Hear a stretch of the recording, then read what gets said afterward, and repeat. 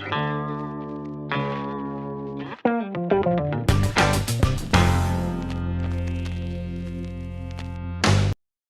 semuanya. Hari ini cerah sekali cuacanya. Asik ya. Dan kita udah masuk ke minggu kedua di bulan Desember ini. Masih di tema bulan Desember, Save the Soul. Menyelamatkan jiwa, menolong jiwa. Itu salah satu panggilan dari Tuhan untuk dilakukan oleh semua anak Tuhan harusnya. Harusnya. Jadi dengan kata lain, Yesus sedang mengajarkan supaya kita jangan egois atau mikirin diri sendiri aja. Karena ada banyak orang yang butuh pertolongan, dan kalau memang kita mampu, kita bantu. Tapi kalau kita mampu dan kita memilih dengan sengaja untuk tidak membantu, disitulah akan ada penilaian dari surga tentang diri kita. Hari ini saya kasih judul khotbah hari ini adalah pertobatan. Judul khotbah hari ini adalah pertobatan. Mari kita lihat di firman Tuhan dalam Matius pasal 11 ayat 28. Marilah kepadaku semua yang letih lesu dan berbeban berat, aku akan memberi kelegaan kepadamu. Ini ayat firman Tuhan yang difavoritkan banyak orang, tapi hanya untuk memberikan kelegaan kepadamu. Di bagian itunya orang suka, tapi atasnya nggak diperhatiin. Marilah kepadaku, itu berarti kalimat apa? Ajakan, bukan perintah. Bukan perintah kan? Diajak. Berapa banyak yang pengen dikasih kelegaan sama Tuhan tapi nggak mau gerak. Menang-menang generasi mager gitu kan. Ayo, siapa yang mau tolong? Kalau mau tolong ke sini. Gua nggak bisa ke sono.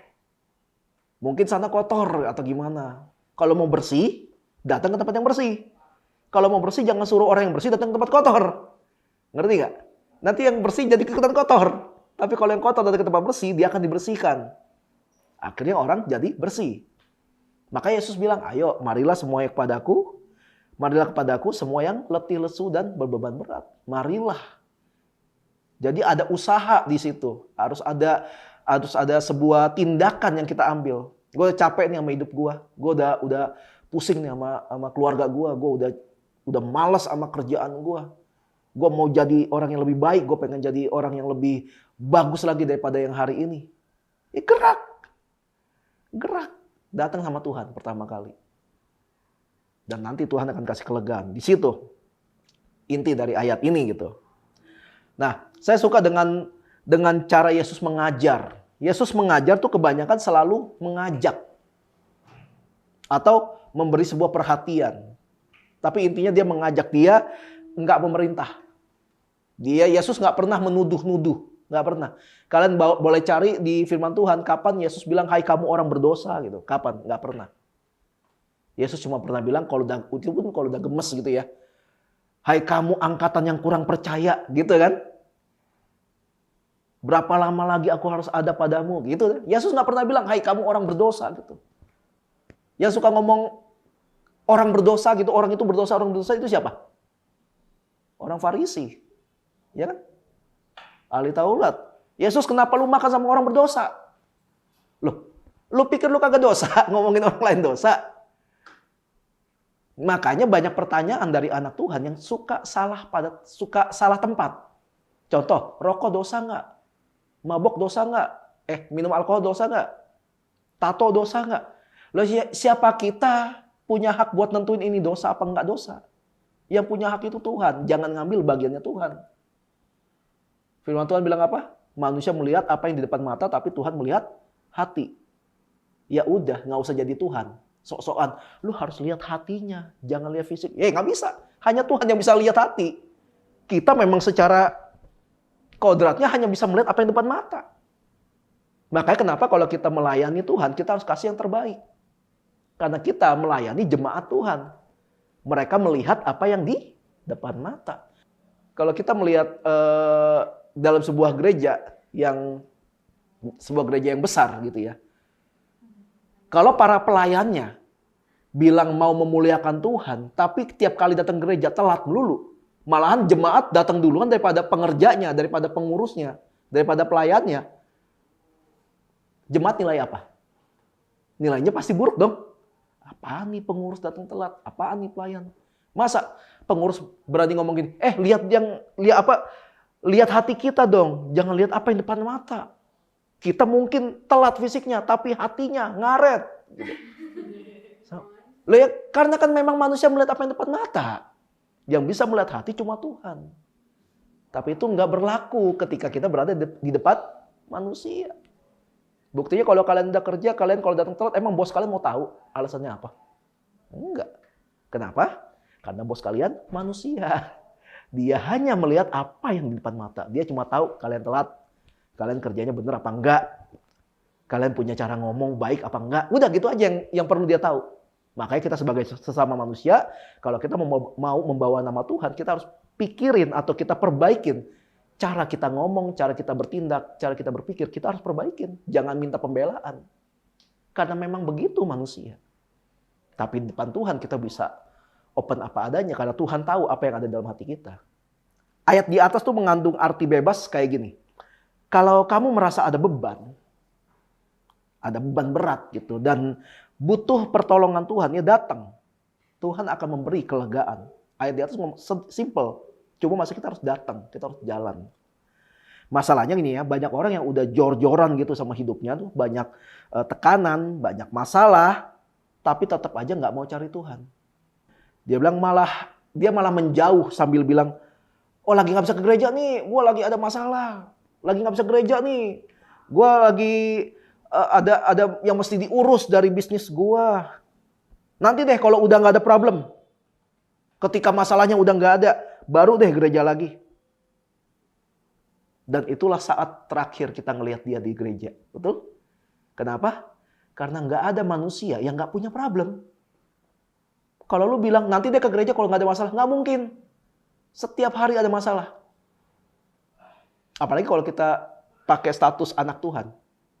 Iblis kerjanya akan membuat masalah untuk kita. Jadi kalau kita mau ke gereja, tunggu nggak ada masalah. Nggak akan pernah ke gereja. Karena masalah selalu ada. Makanya gue pernah bilang, jangan khawatir. Badai pasti datang lagi. Jadi buat apa? Bakal hilang bentar. Tapi nanti datang lagi. Ya udah. Iya kan? Ya udah. Kalau gitu hadapin aja masalahnya. Cuma gini, kalau bersama Tuhan aja, lu bilang masalah ini berat, gimana lu menjauh dari Tuhan? Lu akan dimakan sama masalah itu. Kenapa ada orang yang hidupnya udah segitu banyak masalah, tapi nggak mau cari Tuhan? Dia sadar masalahnya banyak. Dia sadar pergumulannya banyak. Tapi kenapa sampai segitu berat dia masih nggak mau cari Tuhan? Nggak usah cari pendeta lah, cari Tuhan udah. Doa, minta tolong sama Tuhan. Kenapa? Masih banyak yang kayak gitu. Karena dia nggak bertobat. Karena dia nggak bertobat, udah gitu aja. Dia sadar, dia banyak masalah. Malahan ada yang lebih ekstrim. Dia sadar, dia sering berbuat dosa. Sadar dia, ngapain kayak gitu ya? Sadar. Tapi kenapa dia masih nggak mau cari Tuhan? Karena dia nggak mau bertobat. Salah satu ciri orang yang bertobat adalah dia mau mengakui keadaannya. Mengakui keadaan maksudnya gini, iya gue salah. Iya gue berdosa dan gue butuh Tuhan. Buat bebasin gue dari masalah ini. Itu salah satu ciri orang bertobat. Kalau kita lihat lagi dalam firman Tuhan, Yakobus pasal 5 ayat 16 yang bagian yang A. Dibilang, karena itu hendaklah kamu saling mengaku dosamu dan saling mendoakan supaya kamu sembuh. Hendaklah kamu saling mengaku dosa. Siapa yang sadar dia punya dosa tapi nggak ngaku kalau dia berdosa? Enggak lah, itu kebetulan aja, kebetulan gitu. Nggak sengaja, itu lagi kepepet gitu ya. Terus kalau misalnya kita maksud hati baik gitu ya buat menjangkau dia lagi gitu. Gua lihat lu masih suka main judi ya? Lu kenapa sih nggak mau tobat dari main judi? Dia balas, kamu nyenye gitu.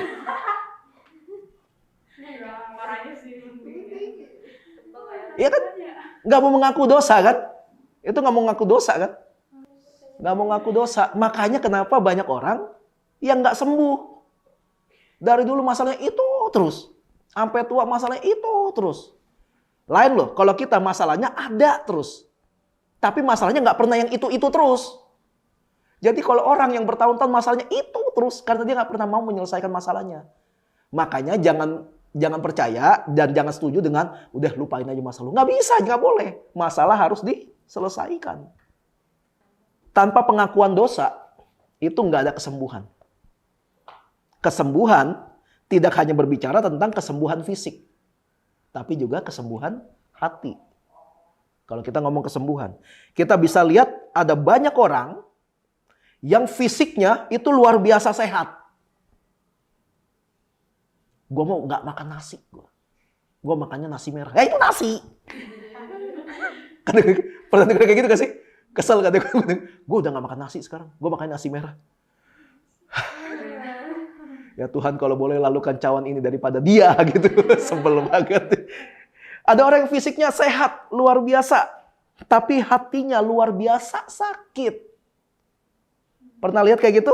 Itu sebabnya kenapa ada banyak orang yang bunuh diri. Fisiknya sehat, hatinya menderita. Kita butuh fisik yang sehat, tapi kita juga butuh hati yang sehat juga. Jangan pilih salah satu. Kenapa ada orang yang sampai mengalami penyimpangan mental? Karena fisiknya sehat, hatinya luka. Kalian boleh tanya atau boleh cek lah ya. Kalian cerita-cerita semua orang segala macam yang mengalami penyimpangan-penyimpangan. Ya, gue nggak mau sebut di sini, sensitif. Tapi kalian pikir sendiri ya, apa itu penyimpangannya, kayak gimana penyimpangan. Kalian boleh cek semua. Rata-rata dia bilang, iya karena dulu waktu kecil gue pernah diginiin sama bapaknya atau sama omnya. Pernah diginiin sama kakaknya. Apapun bentuk penyimpangan yang dia jalani sekarang, alasannya selalu karena waktu dulu. Selalu waktu dulu. Berarti hatinya sakit. Menimbulkan trauma. Walaupun tidak menimbulkan irama.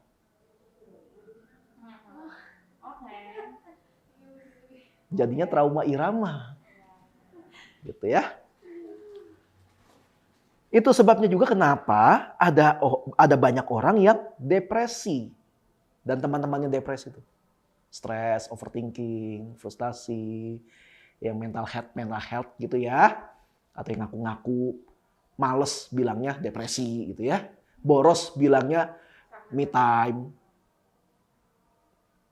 Self reward. Ya, boros itu self reward. Males me time. Apalagi sih? Sebutin lah, sekarang orang jago bikin istilah-istilah. Saking jagonya bikin istilah, dia nggak bisa bikin prestasi. Istilah terus dibagus-bagusin. Bikin terus, healing. Suatu hari hilang. Hilang karena nggak bisa bayar biaya ketika dia healing.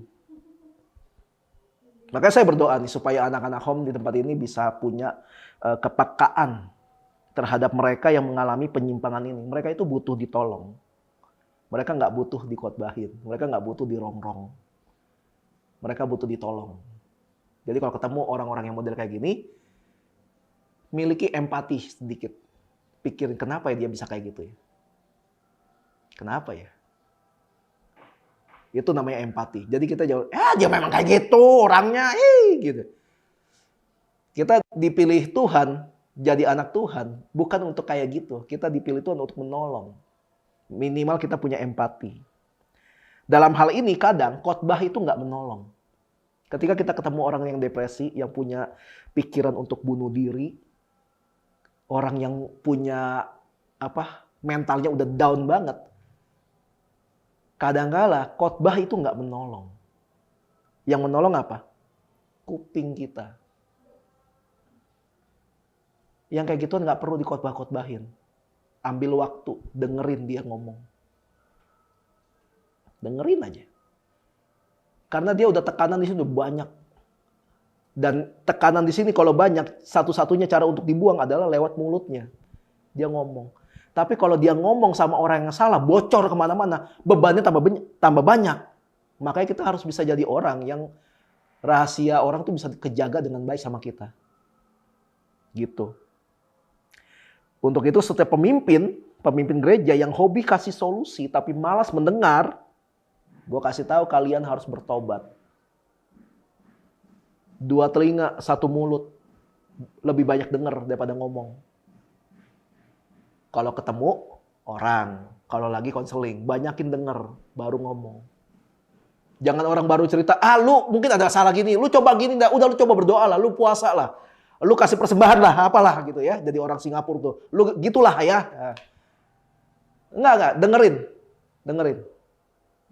Capek sih kadang-kadang dengerin orang cerita.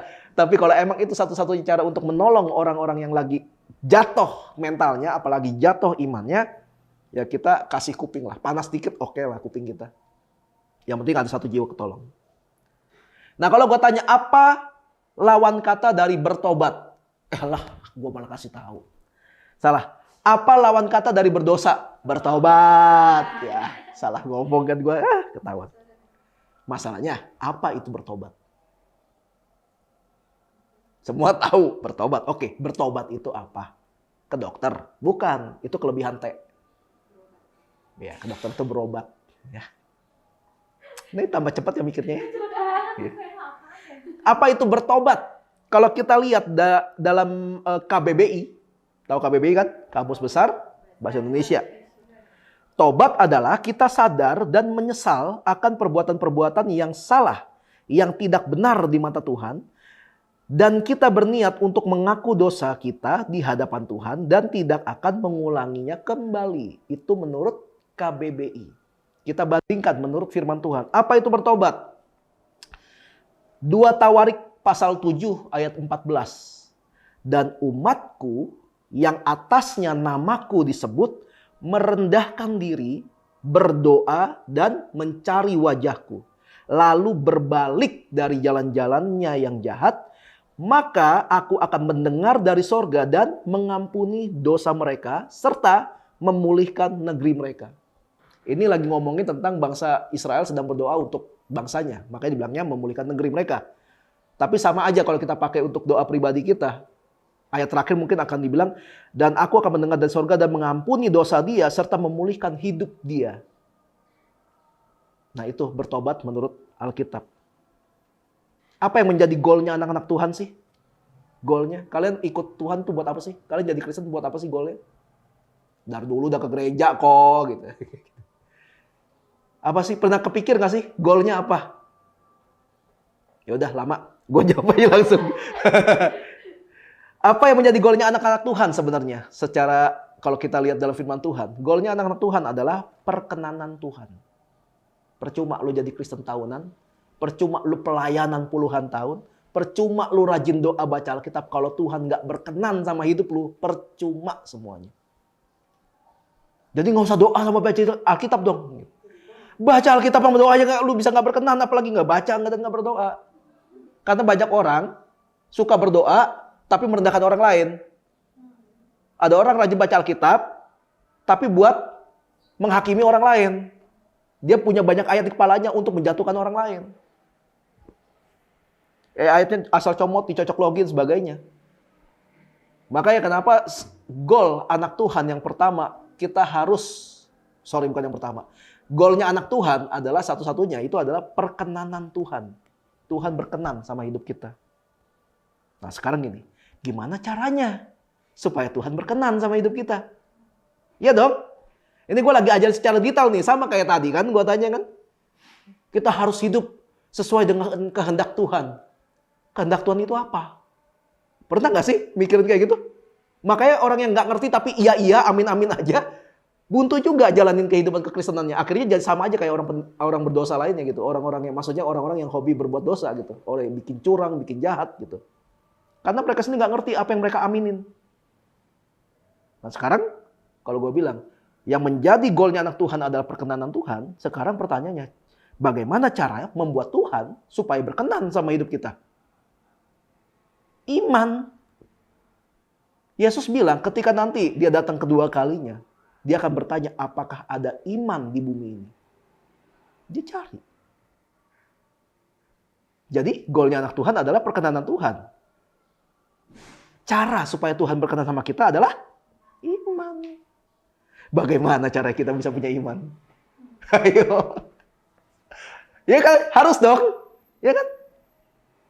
Bagaimana caranya kita bisa mendapatkan iman? Bagaimana caranya kita bisa memiliki iman? pertobatan. Dan pertobatan udah gue jelasin tadi, masih nanya lagi, gue suruh khotbah depan nih. Enggak, udah selesai itu. Cuma di dalam pertobatan ada kesadaran. Kesadaran untuk selalu mencari wajah Tuhan. Berbalik dari jalan-jalan kita yang jahat. Di dalam pertobatan ada itu. Dan cara mencari wajah Tuhan, ya jelas baca Alkitab dan doa pribadi. Udah. Ini emang selalu gini-gini terus. Yang gini-gini terus aja suka lupa. Gimana gua nggak khotbah yang ini terus? Biar lu ingat gitu. Gitu caranya. Gua akan kasih sebuah contoh, satu contoh aja. Tentang dampak luar biasa dari sebuah pertobatan. Pertobatan yang benar-benar pertobatan. Yosua pasal 6 ayat 23. Lalu masuklah kedua pengintai muda itu dan membawa keluar Rahab dan ayahnya, ibunya, saudara-saudaranya, dan semua orang yang bersama-sama dengan dia. Haleluya, nyala lampu. Perlu kita cut dulu? Oke, cut. Tadi udah baca ya ayatnya ya? Mau baca lagi? Lalu masuklah kedua pengintai muda itu dan membawa keluar Rahab dan ayahnya, ibunya, saudara-saudaranya, dan semua orang bersama-sama dengan dia. Bahkan seluruh kaumnya dibawa mereka keluar, lalu mereka menunjukkan kepadanya tempat tinggal di luar perkemahan orang Israel. Saya rekap dikit kisah tentang Rahab. Mungkin ada yang nggak tahu tentang Rahab itu siapa. Rahab itu adalah gini. Rahab itu adalah ketika Musa udah mati, Yosua menggantikan Musa, lalu dia mengirim utusan ke Yeriko untuk diintai. Karena Yeriko nggak mau kasih orang Israel lewat. Jadi ya udah diintai aja lah tempatnya kayak apa gitu. Jadi biar bisa diserang gitu. Zaman dulu kan emang gitu, zaman perang.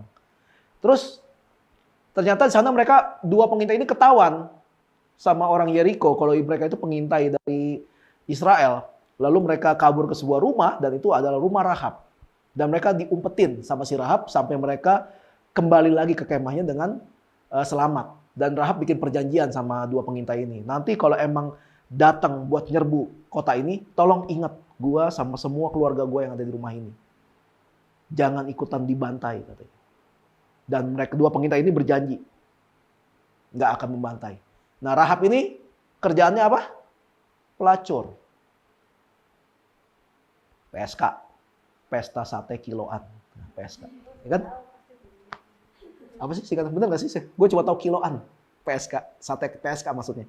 Di puncak. Nah kalau kita lihat masa lalu dari Rahab.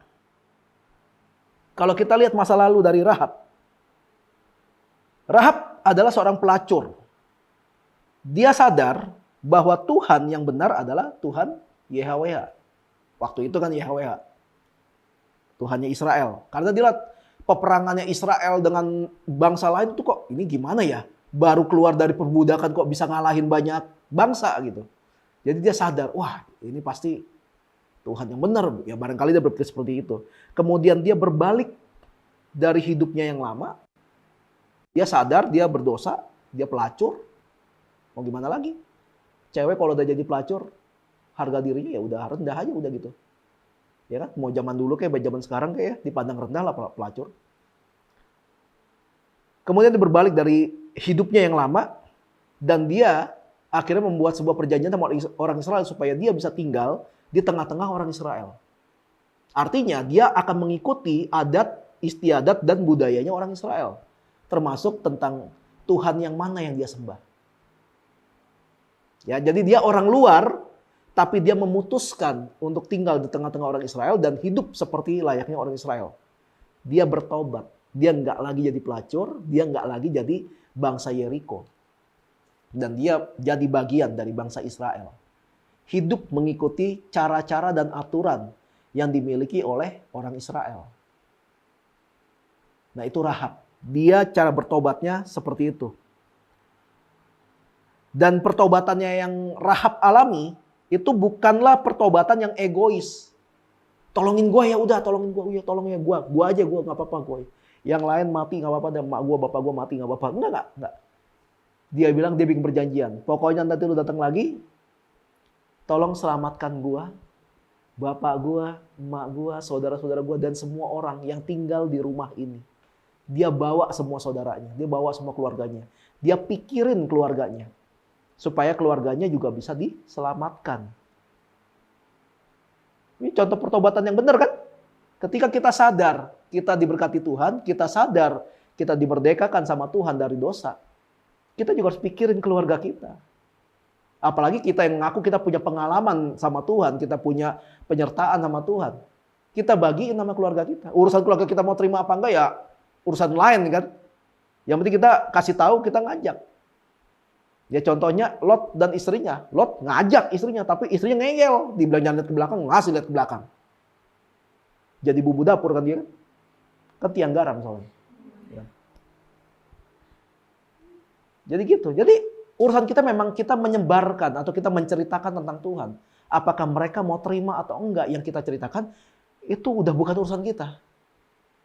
Itulah arti dari bersaksi. Jadi saksi Kristus ya seperti itu. Kita kalau ketemu orang yang kayak hidup bebannya berat, kayak masa, terus kalau gue mikir kayak sebenarnya masa lalu cuma satu, tapi dalam hati ya, masa lalu cuma satu sih. Selalu ngerasa nggak cukup, makanya apapun yang lu lakukan lu nggak cukup. Ya udah, gue sempil-sempilin dikit lah. Lu coba deh bersyukur. Walaupun lu dapatnya dikit, coba deh bersyukur. Jangan syukur-syukurin orang, enggak. Bersyukur. Coba deh. Karena selama ini lu ngeluh nggak dapat hasil yang bagus juga kan? Ah, coba cara kedua berarti, cara yang berlawanan. Bersyukur. Udah, gitu aja. Urusan dia mau jalanin bersyukur apa enggak, urusan dia. Pokoknya kita tetap jalani hidup kita sebagai anak Tuhan. Kita dapat hasilnya bagus atau enggak bagus, kita bersyukur. Ya mungkin ketika kita nggak berhasil, keberhasilan itu Tuhan percayakan kepada orang lain. Udah gitu aja. Mungkin orang lain itu lebih butuh keberhasilan itu daripada kita. Gue udah pernah bahas kan tentang berkat Tuhan. Atau tentang penyertaan Tuhan gitu. Berkat yang kita terima adalah hasil dari kerugian orang lain. Sadar gak? Atau tentang kemenangan. Kemenangan yang kita dapat adalah ketika kita berhasil membuat orang lain jadi gagal. Bener gak? Kalau kalian ikut lomba, ada 100 orang ikut lomba. Lomba lari gitu. Dan hanya mencari satu juara. Kebetulan kamu yang menang. Kamu mendapatkan kemenangan. Tapi yang 99 dapat kegagalan. Yang kamu dapat, kemenangan yang kamu dapat adalah hasil dari kamu membuat orang lain jadi gagal. Sadar gak? Tapi apakah itu jahat? Lah ya enggak. Semua kan berusaha keras. Semua bekerja keras untuk mencapai sebuah goal untuk menang. Ya kalau kamu sampai menang, ya berarti memang kamu layak untuk menang. Yang lain itu gagal, bukan berarti mereka terpuruk kan? Bukan berarti mereka orang bodoh gitu kan, orang yang nggak mampu kan? Bukan kan? Ya kebetulan mereka kalah gigih aja sama yang menang. Berkat juga sama kan? Berkat juga, gue bingung nih ambil contohnya nih. Misalnya si Nopi dapat berkat, yaitu dia bisa handle banyak nasabah di bank. Berkat yang dia dapat adalah hasil dari orang lain naruh duitnya di sana. Dan sebagian dari uang itu yang dikelola dipakai untuk memberkati Novi lewat gaji. Jadi gaji dari si Novi itu adalah dari uang orang yang menaruh uang di bank itu. Kalau kita ngomong yang lebih jauh, bengkel. Kapan sebuah bengkel, misalnya bengkel mobil, kapan sebuah bengkel mobil itu diberkati Tuhan? Ketika banyak mobil rusak. Ya kan?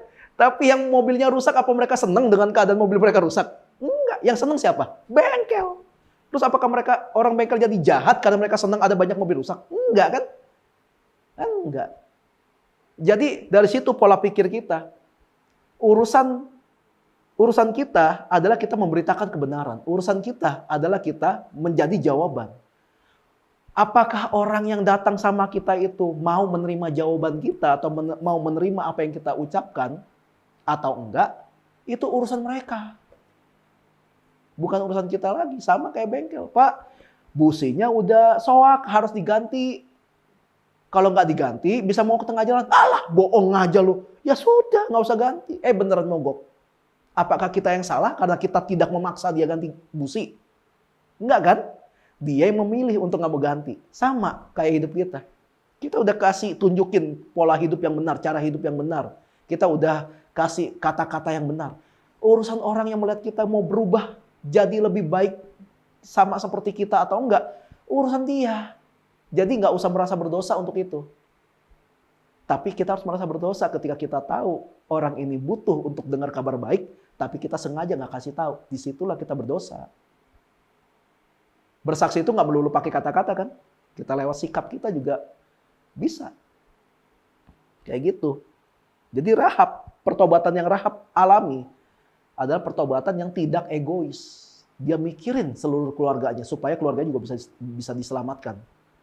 Nah, pertobatan yang sejati menghasilkan masa depan baru yang tidak dipengaruhi oleh masa lalu kita. Masa lalu gue apa? Anak yang ditolak. Kalau gue hidup dengan berpikir seperti itu terus, gue anak yang ditolak, gue anak yang ditolak, gue anak yang ditolak. Suatu hari nanti, atau mungkin sekarang ini kalau misalnya gue belum dilepas, gue akan jadi orang yang selalu membenci orang tua gue. Lalu ketika gue menikah, gue punya anak. Anak gue pun akan gue perlakukan sama seperti bapak gue memperlakukan gue. Gue gak akan anggap anak gue itu anak gue. Gue kata-katain, wah ini emang anak boleh tong sampah. Mungkin gue akan melakukan hal yang sama kalau gue tidak mau melepas masa lalu itu. Itu yang akan terjadi. Tapi kalau kita menyerahkan hidup kita sama Tuhan ketika kita percaya, masa depan kita akan Tuhan buat sebuah masa depan yang baru, yang gak ada hubungannya sama masa lalu kita. Dibikin baru sama sekali. Makanya firman Tuhan bilang, rancanganku bukan rancanganmu, rancanganku adalah memberi kau masa depan yang penuh dengan harapan. Masa depan kita ditentukan tindakan kita sekarang ini. Masa lalu kita bisa mempengaruhi masa depan kita nggak? Bisa kalau kita mau menyerahkan masa depan kita sama masa lalu kita. Tapi kalau kita mau mengubah masa depan kita, ya sekarang kita harus ubah itu. Masa lalu Rahab itu adalah pelacur. Kalau kita mau ngomong hukum tabur tuai atau hukum karma, harusnya anaknya jadi pelacur juga. Ya dong, ya emaknya pelacur, masa anaknya kagak? Mungkin begitu orang berpikir gitu kan. Tapi Rahab memilih untuk nggak mau hidup seperti itu terus. Dia bertobat. Akhirnya pertobatan dari Rahab itu menghasilkan masa depan yang baru. Masa depannya berubah ketika Rahab bertobat.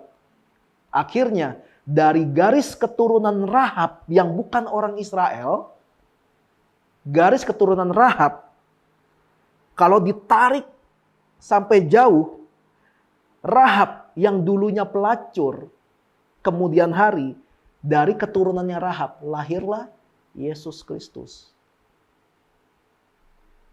Lalu apakah orang-orang jahat bakal bilang, Yesus keturunan pelacur? Lu salah. Tuhan bisa pakai pelacur untuk mendatangkan juru selamat. Kenapa Tuhan gak bisa pakai kita untuk menyelamatin orang-orang? Kan gitu. Tuhan bisa pakai siapapun, Tuhan bisa pakai apapun. Orang yang dulunya pelacur, Tuhan ubah jadi orang yang membawa benih keselamatan. Dari rahimnya Rahab, turunlah juru selamat, namanya Yesus. Tuhan sanggup merubah kehidupan buruk kita di masa lalu, menjadi kehidupan luar biasa hebat di masa depan. Asalkan kita mau menyerahkan hidup kita sama Tuhan. Ini adalah pegangan kita yang bisa menjadi sebuah jaminan untuk kita bisa berkenan di hadapan Tuhan. Sebuah hal dasar yang selalu diucapkan setiap kali kita beribadah. Kata ini selalu ada. Kata jaminan ini selalu ada ketika kita beribadah. Selalu diucapkan dalam setiap ibadah kita. Sebuah kata yang Tuhan rindukan terjadi dalam hidup kita. Ini menariknya. Karena Tuhan justru yang pertama kali merindukan supaya ini terjadi dalam hidup kita. Bukan kita duluan. Jadi Alkitab udah benar tulis. Bukan kamu yang memilih aku, tapi aku yang memilih kamu, kata Tuhan. sebuah langkah hidup yang nyata yang bisa membawa kita pada perkenanan Tuhan. Nah, jaminan ini namanya pertobatan.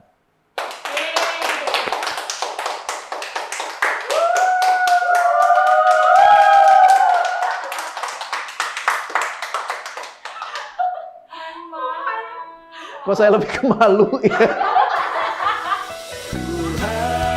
Tuhan memberkatimu.